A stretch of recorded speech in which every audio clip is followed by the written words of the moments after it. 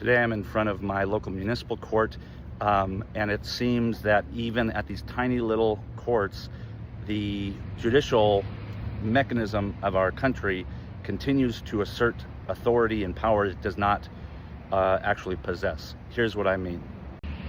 In this case, or my case, I was caught going 10 miles over an adjusted speed limit because it was during a school day.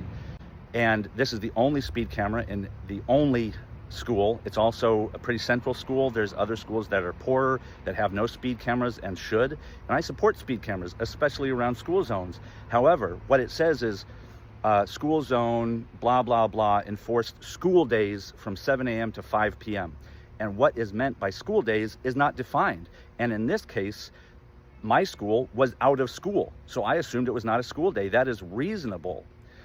But in this case, the school that the speed camera is in front of was in session, and I'm held to that school's thingy, even though I came to the court clerk earlier and she said, you have to look it up on the school website. And I'm like, while I'm driving? Furthermore, even if I had, I would have found that my school is out. And if I'd known the name of that school, I may have found that it was out. And by that time, even if I'm going 20 miles an hour, I've already passed the school. So I came to court, municipal court today, to say, I have rights under the 14th Amendment that you cannot trespass upon, and those are due process and equal protection. The way that the city has set up this speed trap, they create two classes of citizens. One of the classes of citizens who know which school and when it's in session that the speed camera is speaking of or enforcing. The judge this morning has a child at that school, so she knows. She doesn't have to do the extra step of like looking it up. But I, who have a student in another school, same district, apparently does have to look it up. Two classes, one citizenship. Brown v. Board of Education struck down separate but equal. There's no legal foundation for two classes of citizens. I said that in municipal court, and I told them I don't intend to come to another courthouse to say the same thing again. The ticket said show up at 9 a.m. on June 4th.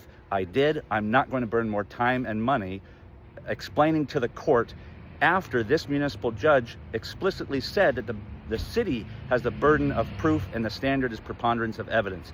All of that is not in question, and I guess I'll get something in the mail, and I'm recording this video because instead of sending me to the clerk, she said, okay, have a nice day, and I said, okay, bye, and I walked out. So I don't know if I'm making their job harder, but that's not my responsibility. Clearly, they're making a lot of money off this traffic camera, and that heightens the burden on them to prove beyond a shadow of a doubt that they're not just here to get money off of monetizing traffic laws in a high traffic school zone, because then it makes that traffic camera not about school safety because no other schools have these cameras. So anyway, it's about two classes of citizenship. Brown v. Board of Education struck it down and reasserted that under the 14th Amendment, everybody's equal before the law. So the judge, who was earlier called out by another person for having a child in that school and she therefore being biased. The judge pointed out that it's an arraignment court or something, or not a court of record.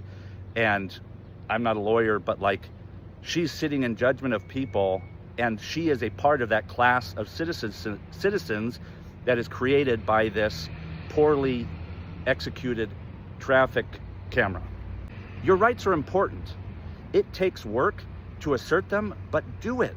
Assert your rights, know your rights, and stand by them. Don't let government take more authority or power than they are given to them by us, which is we the people.